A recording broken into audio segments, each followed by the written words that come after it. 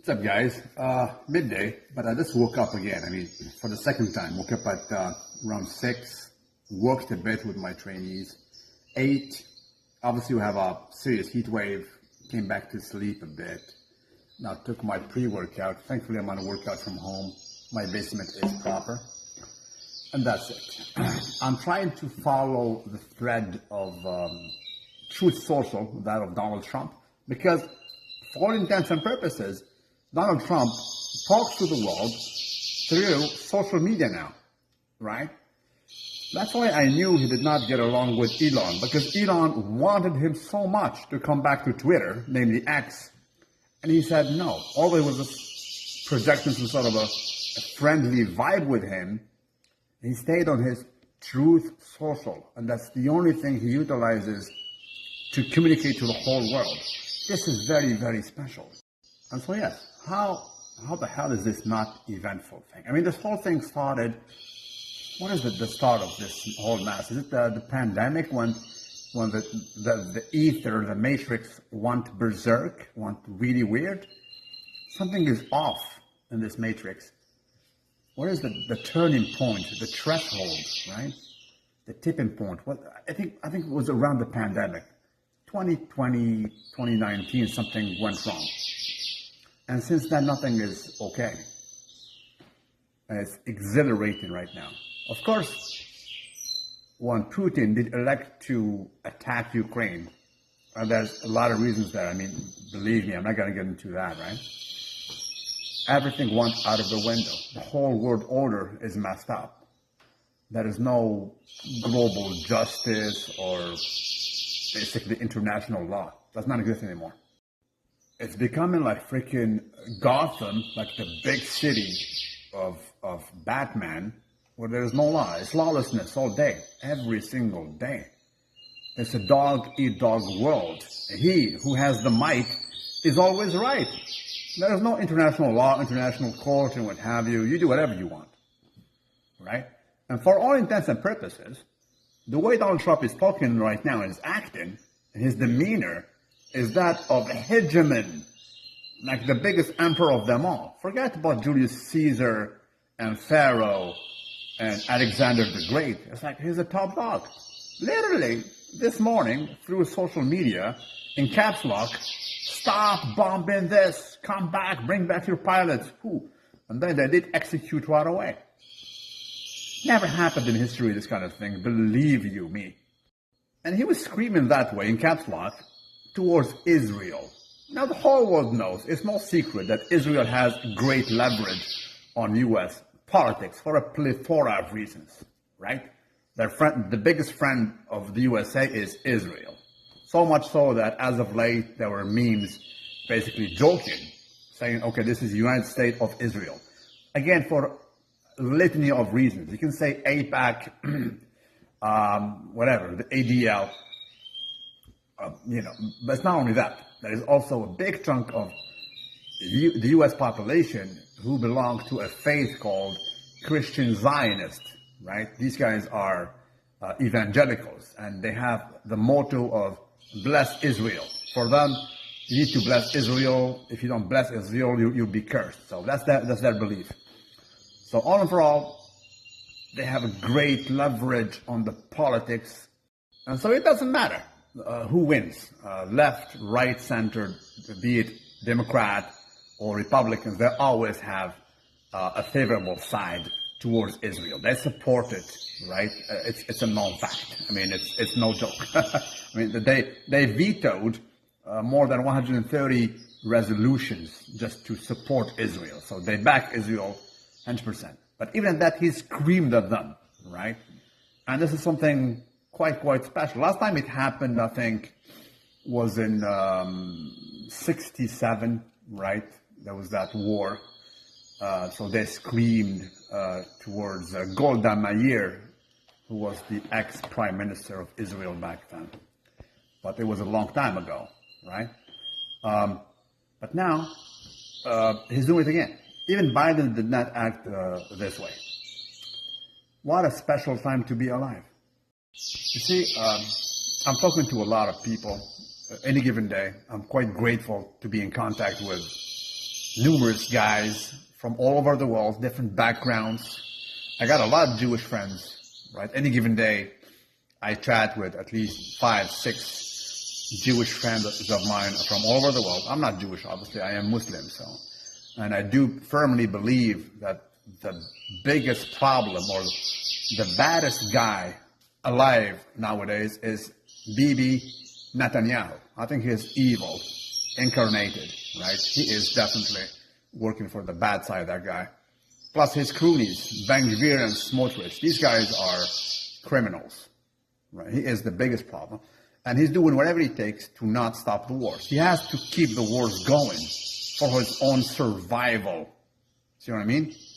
So this is from the political sides. If everything comes down, he will be prosecuted in Israel. That son of a bitch, Bibi Netanyahu. He does not want that, right? And there will be reckoning. They will ask him, what the hell happened on October 7th? Right? There is a lot of question about that event. How the hell was it put down? We have the best intelligence in that region, by far, by light years. And you get caught like that? Does not add up, does not make any sense, right? Now, needless to say, this guy, this Netanyahu, has some special prophecies, to say it respectfully. He believed in the Messiah, and his Messiah to come. There needs to be big tribulations, big wars, and then he needs to rebuild the Temple Mount, not the Temple, but the Beit Mikdash, which is the Temple of Solomon, and expand the territory tremendously. And that's it. So that's what we are. We have real politics and also prophecies colliding head first. I was talking about the evangelicals, and a big chunk of you guys, my followers from the USA, belong to this faith, so I do respect you. You call yourself Zionist Christians, but in all actuality, as you guys know, your Messiah is Jesus, and so he is mine too, because me, I am Muslim.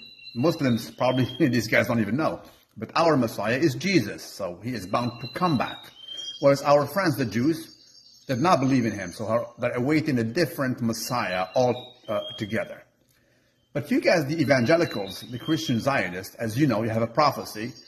Jesus will come back, and he would have to convert all the Jews. That's a real prophecy, and you know it. He will have to convert them to Christianity, or else there will be bad consequences for that. And so, in essence, it is a perverse collision of prophecies. Christians, like the majority of them, like Orthodox and Catholics and even Protestants, believe in the regular classical advent of Jesus. When he comes back, he is just the coming back, the second coming back, and he's the Messiah. The Muslims have the exact same faith. So us Muslims, we believe that Jesus is the real Messiah. He's going to come back to be the king, and he will reign from that throne. Whereas our friends, the Jews, obviously did not accept Jesus. They call him Rabbi Yeshua, and they're awaiting another Messiah. Furthermore, a lot of us believe in a figure called Antichrist.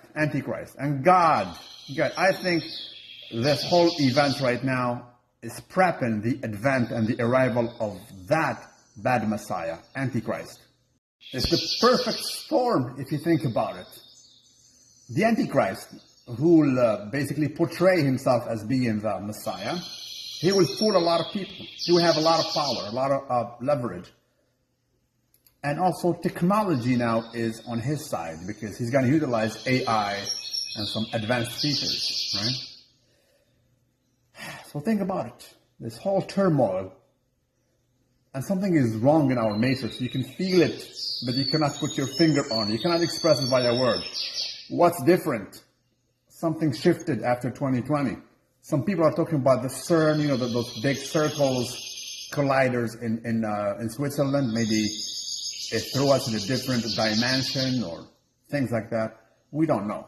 But events are exhilarating towards a major event, even bigger. I think it has to do with Antichrist. What say you people? And so, basement training next day. And in between sets, I do elect to inform myself. You need to stay connected to the thread of what's going on in this freaking life, or else you'll be lost. So we have no choice. And can you afford to do so? No. But by the same token, I try constantly to impose some sort of regulation upon myself. TikTok took over, right? It's definitely over Instagram at this point when it comes to the thread. It's more efficient, it's faster. As a matter of fact, if you try to download a video on Instagram, sometimes it does not work. It's very slow. Whereas TikTok, boom, you download it, it gets there right away. So it's more efficacious, way faster. And the content is also more fluid, so it's available there. I have to go to TikTok. It has been imposed upon us. We have to deal with it. But there's a big but. And so the but is, if you elect to utilize TikTok, my advice to you is to control what you say. Do not fall into the trap of the algorithm. It keeps you going to suggest to you some things. It learns very fast. For all we know, it already has an advanced AI that catches whatever you want to watch, and it keeps you addicted. And then at the end of that day, you will feel just depressed. That's a given, believe you me. No matter what you try to watch on TikTok, it makes you feel down. And a lot of people are reporting this. It gives you a lot of dopamine rush, and you crush after that. So ups and downs of your feelings, emotions, and in a sense, some bad vibes. So be very careful with that. That thing is addicted in a bad way, and it makes you feel bad at the end of the day. So my advice to you is do your own search. When you go there, search for something. Do not surf on the algorithm. It's catchy, and it makes you feel depressed at the end of that day. Be very, very aware of that. I had so many reports of friends who did experience the same way, and a lot of TikTokers are talking about that. So be very aware of that.